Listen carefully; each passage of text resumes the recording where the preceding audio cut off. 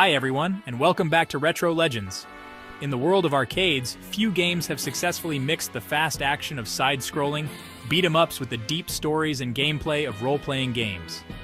Dungeons & Dragons: Shadow over Mystara, released in 1996 by Capcom, is one of those rare examples. As a direct follow-up to 1994's Tower of Doom, Shadow over Mystara brought all the magic of the famous fantasy world created by Gary Gygax and Dave Arneson to arcades, with smooth gameplay, amazing graphics, and tons of replay value. This video looks into the history and behind the scenes of one of the greatest arcade masterpieces of its time. Let's get started! In 1993, Capcom was able to get one of the most wanted and tricky licenses of that time, the official Dungeons & Dragons 1, which was then managed by TSR. This was a golden chance, but also a huge responsibility. The D&D world, with its huge stories, complex rules, and free player interaction, was thought to be too hard to fit into the strict limits of an arcade game. But Capcom didn't give up. They decided to set the game in the world of Mystara, which was not as well known as Forgotten Realms, but was more flexible for telling an epic and exciting adventure. The goal was very big: to put the feel of a tabletop game session into an arcade game that only lasted a few minutes, with intense fights and easy-to-learn but deep game mechanics. The first game they made was Dungeons & Dragons: Tower of Doom, which came out in 1994. It was a new game with a strong RPG feel, but it was a bit slow and not always easy for new players to learn. Even so, it was an important test. The project was led by Noritaka Funamizu, who was already a Capcom veteran and a key person in making Street Fighter II. He was joined by staff from Final Fight and Captain Commando, who brought all their experience in beat-em-up games. Also, TSR sent real Dungeons & Dragons experts to work with the Japanese team, making sure that everything from monsters to spell names, and even how the races and classes fit together, followed the official rulebook strictly. This teamwork between Japanese creativity and Western stories was one of the main things that helped create a game that, even if it wasn't perfect, had its own special feel in the arcade world. After the decent success of Tower of Doom, Capcom realized the untapped potential of combining the Dungeons & Dragons universe with the beat-em-up genre. So they decided to push further with Shadow over Mystara, developed this time on the powerful CPS-2 board, the same one used for top titles like Street Fighter Alpha and Darkstalkers. This technical step allowed for a significant visual upgrade: bigger, more detailed sprites, smooth animations, and backgrounds rich with dynamic elements and environmental variety. But the development team didn't just stop at a visual upgrade. They expanded the roster of playable characters from 4 to 6, adding new classes like the Thief and the Magic User. Each had their own unique ways of playing, complex spell trees, and special animations, with many frames for every attack, jump, interaction, or spell. The combat system was completely redone and improved, borrowing ideas from tabletop role-playing games, but making them fit real-time action.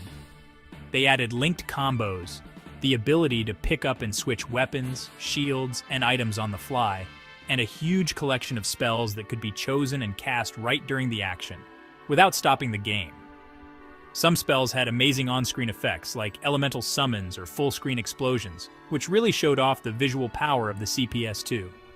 Plus, Capcom included many different paths and multiple endings, which made the game fun to play again and again, and gave players a real sense of adventure.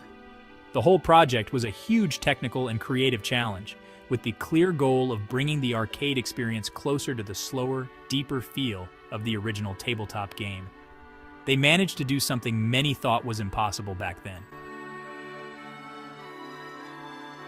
The graphics in Shadow over Mystara were one of the project's big strengths, thanks to a talented art team that had already shown what they could do with games like Street Fighter Alpha. Capcom decided to use a visual style that was heavily influenced by 90s anime, but with a more grown-up and detailed feel. This fit perfectly with the fantasy vibe and epic stories from the Dungeons & Dragons world. The characters were drawn with great care, each having tons of different animations, like different attacks based on the weapons they had, unique moves, facial expressions, and even special movements for powerful magic spells. The smooth animations and fancy style made every fight look amazing, helping the game stand out from other beat-em-ups back then. The backgrounds also got a lot of attention. Places like enchanted forests, old ruins, gothic castles, and deep dungeons were full of moving parts with flickering flames, reflections on surfaces, weather effects, and secret passages that blended right into the scenery. These details didn't just make the game look better. They also made you feel like you were really in a living world that fit with the Mystara setting, and partly with Greyhawk, which some monsters and places were based on. Using the CPS2 system allowed for a super rich color palette and much clearer graphics than the arcade games before it, making every level look unforgettable.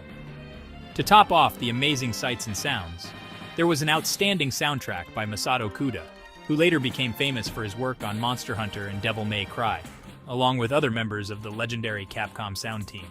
The music was made to keep up with the action, switching between intense orchestral tracks during battles and darker, more mysterious tunes in dungeons or during exploration. Every song was carefully chosen to set the mood of the scene, taking the player on a journey that wasn't just about fighting, but also about story tension and discovery. The way the sound, graphics, and gameplay worked together made Shadow over Mystara an incredibly immersive arcade experience, still considered one of the most polished and sophisticated of its kind today. Unlike the typical arcade beat-em-ups of that time, which were often simple and just had basic fighting, Shadow over Mystara offered gameplay that was really deep and full of cool details. Players could pick from 6 different classes: warrior, cleric, elf, dwarf, thief, and mage, each with their own way of playing, unique attacks, spells, or special skills. The game was balanced to be fun, whether you played alone or with friends. The different ways to fight and manage your gear meant you had to know more about the game than just jumping in and hitting buttons like in other games. The game also had a story that changed based on your choices at certain times, like whether or not to save a character, taking one path instead of another, or how some events turned out. The story would go in different directions, leading to multiple endings and making you want to play it again and again. It supported up to 4 players at once, which was super rare back then and made possible by a special arcade cabinet. This encouraged more strategic teamwork. Players had to work together, share items, decide who would pick up certain things or weapons, and even split up enemies in battle. Some situations, like traps, magic chests, or really tough bosses, needed careful group management, almost like a role-playing game. The monsters were one of the most talked about parts, from classic goblins, orcs, and trolls to much tougher enemies like leeches, dragons, mind flayers, and hellish demons. All of them were made to look just like they do in the official Advanced Dungeons and Dragons rulebooks. There were also enemies with special attacks, magic resistance, or advanced behaviors, which made every fight a unique challenge. The level design itself was incredibly well thought out. Secret passages, hidden items, special events, and even environmental puzzles made Shadow over Mystara a rare mix of RPG and arcade action. It's still loved today for how deep and replayable it is.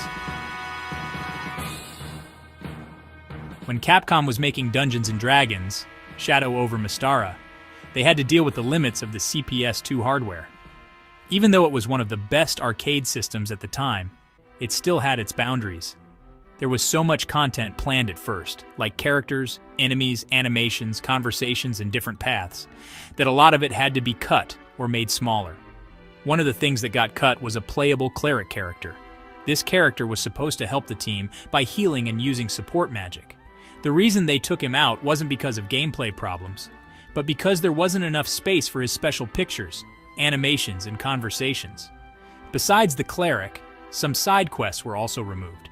One big one was a long series of events about a hidden legendary item, probably a holy weapon or a special artifact, which would have changed the story and endings. But you can still find parts of this cut content in the game's files. Hackers and fans have found incomplete pictures, unused conversations, parts of the game's menu that never showed up, and even names of items that aren't in the final game. This shows that the Capcom team wanted to make an even bigger and deeper game, almost like a full role-playing game. It was only the hardware limits that stopped them from fully doing it. Even with these limits, Shadow over Mystara was still really advanced in how it played. It was one of the first Capcom arcade games to have a real-time inventory system. You could get to it right in the middle of the action, without stopping the game. Players could pick potions, magic items, different weapons, or scrolls during a fight. This was totally new for arcade games back then. Another new thing was the save system that used a special code. This let players keep playing from certain spots or with stronger characters as long as they typed in the correct code given at the end of the game. It was a clever way to have a save feature in an arcade game. Finally, as time went on, the most dedicated fans found secrets, different paths, and hidden tricks. Some paths let you skip entire parts of the game or fight extra bosses to get rare weapons. Others hid different endings, which changed based on choices you made at certain story points, like whether or not to save certain side characters or get special items. All these things made Shadow over Mystara one of the longest-lasting, most loved, and most replayable arcade experiences ever. Even today, it's still studied by the retro gaming community. When it first came out, Shadow over Mystara was a big hit with both critics and players. Gaming magazines praised how deep, good-looking, and replayable it was. The game quickly became a favorite among D&D and arcade fans, but it wasn't everywhere. Since it was a complex and long game for arcades, many arcades didn't buy the machine. Also, it was really hard and needed teamwork, so it wasn't as easy for casual players to get into. After many years, the game was brought back with the Dungeons & Dragons Chronicles of Mystara collection released in 2013 for newer game systems. This version also came with Tower of Doom, cool graphics filters, online play, and extra galleries. This new release let a whole new group of players find one of the best fantasy beat-em-up games ever made. Even today, Shadow over Mystara is often talked about as one of the most loved games based on the D&D brand. Dungeons & Dragons Shadow over Mystara is much more than just an arcade game. It's a great example of how a famous brand can be used with care and respect, giving you a fun experience that's full of details and made to be played again and again. It's a game that brought two worlds together, tabletop role-playing games and arcade fighting games, in a brilliant way, leaving a lasting mark in video game history. A true arcade legend that still amazes people today with how ambitious and good it is. And with that, our trip back in time comes to an end. How many of these cool facts did you already know? Let us know in the comments. Don't forget to give us a like, subscribe to the channel, and hit the bell for more trips into the world of retro gaming. Thanks for watching Retro Legends, and we'll see you in the next video. Stay retro, stay legends.